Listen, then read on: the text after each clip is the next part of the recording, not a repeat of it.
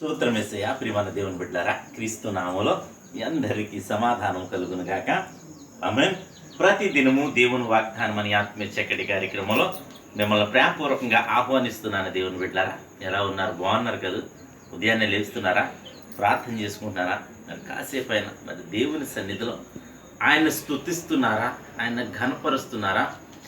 ఆయనకు మీ బాధను తెలియచేస్తున్నారా? ఎందుకంటే మరి ఆయనకు మొరపెట్టగా ఆయన నేను ఉన్నాను అని మరి సెలవిచ్చే దేవుడు, నీవు మొరపెట్టగా ఆయన ఆలకించే దేవుడు, నీ ప్రార్థనకి ప్రతిఫలం ఇచ్చే దేవుడు ఆయనే. నేను ప్రకటిస్తున్న నజరేయుడని యేసు క్రీస్తు అని నీకు తెలియచేస్తున్నాను కనుక ప్రియమైన దేవుని బిడ్డ, ప్రతి ఒక్కరూ దేవుని సన్నిధిలో గడపడానికి ప్రయత్నం చేయండి అని తెలియచేస్తూ, ప్రతి దినము దేవుని వాగ్దానం అని ఆత్మీయ చక్కటి కార్యక్రమంలో మీరు ఎదురు చూస్తున్నారు. వాగ్దానాన్ని చదువుకుందాం. నేను చదువుతున్నాను. కీర్తనల గ్రంథము 121వ అధ్యాయము 2వ వచనం, 1-2 వచనాలు చదువుకున్నాం. కొండల తట్టున కనులెత్తుచున్నాను, నాకు సహాయము ఎక్కడ నుండి వచ్చును? యెహోవా వలననే నాకు సహాయం కలుగును. చక్కటి వాగ్దానం ద్వారా ఈ దినం మరి ప్రభువు నిన్ను ప్రేమిస్తూ నీకు ఇస్తున్న వాగ్దానం ఏంటో తెలుసా? భక్తి పరుణ్ణి గుర్తు చేస్తూ భక్తుడు ఏ విధంగా జీవించాలో, మరి భక్తుడు ఎవరి వైపు చూడాలో మరి నీకు తెలియచేస్తున్నాడు. ఎందుకంటే ఈ దినం ఒక శ్రమ వచ్చింది, ఇబ్బంది వచ్చింది, ఇరుకు వచ్చింది, నింద వచ్చింది, అవమానం వచ్చింది. ఏమొచ్చినా సరే నీవు ప్రజల వైపు చూస్తున్నావేమో, సొల్యూషన్ వైపు చూస్తున్నామో కాదు. నీకు ప్రభు సెలవిస్తున్నది, కొండల తట్టు నా కనులెత్తుచి నాకు సహాయం ఎక్కడి నుంచి వచ్చును అంటే మన కొండ యేసయ్య. దేవునికి స్తోత్రం. ఎందుకంటే ప్రతి ఒక్కరూ నీకు శ్రమ, ఇరుకు, ఇబ్బంది, నిందలు, ఏ అవమానాలు వచ్చినా నీవు ఒకవేళ కొండ అయినా నీ కొండ కోట అయిన యేసు వైపు నువ్వు చూడగలిగితే నీకు సహాయము యేసు వలనే నీకు అనుగ్రహించబడుతుంది.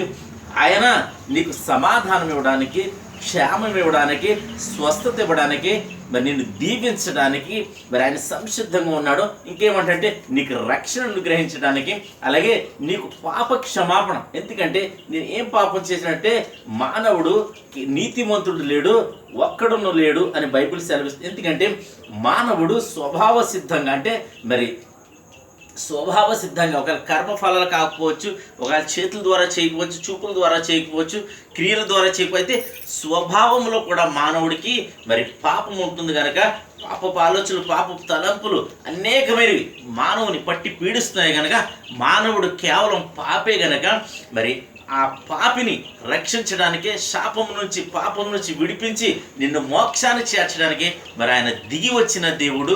ఆయన నేను ప్రకటిస్తున్న నజరేయుడు యేసు కనుక మనం ఎవరి వైపు చూడాలంటే ఆయన వైపే మనం చూడాలి. ఇంకేమంటాడు? యెహోవా వల్లనే నాకు సహాయం కలుగునని మరి భక్తుడు మరి నమ్ముతున్నాడు కనుక.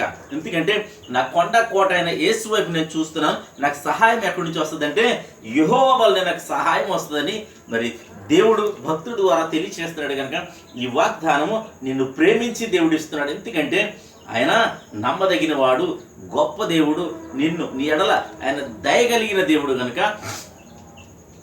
ఆయన నిన్ను మరి ప్రేమిస్తూ ఇస్తూ నీకు సహాయం ఆయన వల్ల వస్తుంది. నీవు ఈ లోకం వైపు చూడొద్దు, మనుషుల వైపు చూడొద్దు, మరి ఒకవేళ అధికారుల వైపు చూడొద్దు, దేవుని వైపు చూడు, నీకు సహాయం ఆయన వల్ల వస్తుంది అని తెలియచేస్తాడు. ఇంకా ప్రతి ఒక్కరూ నీవు అవ్వచ్చు, నేను అవ్వచ్చు, ఎవరైనా అవ్వచ్చు, కానీ సహాయము మరి దేవుని వైపు చూసి పొందుకునేవారిగా ఉండాలి అని తెలియచేస్తూ దేవుడి మాటలు దీవించును గాక.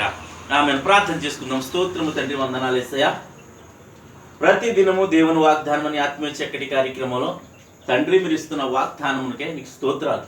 ఎంతమంది ప్రజలు నా తండ్రి యూట్యూబ్ ద్వారా, షేర్ చాట్ ద్వారా, ఫేస్బుక్ ద్వారా నా తండ్రి అనేకమైన రీతిలో ఈ రోడ్డు మార్గం వెళ్తుండే కాబట్టి బోర్డు చదువుతూ ప్రభా ఎంతమంది అయితే ప్రభావం చదువుతున్న వారందరి జీవితాల్లో ఈ వాగ్దానాన్ని నెరవేర్చమని ప్రార్థిస్తున్నాం. ప్రతి ఒక్కరిని దీవించమని ప్రార్థిస్తున్నా. నాన్న రక్షణ లేని బిడ్డకి రక్షణ ప్రభ, పాప క్షమాపణ, శాపము నుండి ప్రభ, అవమానం నుండి, నింద నుండి ప్రతి ఒక్కరి నుండి విడిపించండి. అప్పుల నుండి, అలాగే శోధల నుండి మీరు తప్పించమని, దీవించమని, నీ కృపించమని, దయించమని, ఈ దినం పెళ్లి రోజు కానీ పుట్టినరోజుగా జరిపించిన ప్రతి బిడ్డకి క్షేమాన్ని, సమాధానాన్ని, సంవత్సరం అంతా ఈ దయ కిరీటాన్ని ఉంచి మీరే మహిమ పొందమని యేసు నామమున అడుగుచున్నాను పరమ తండ్రి. ఆమేన్.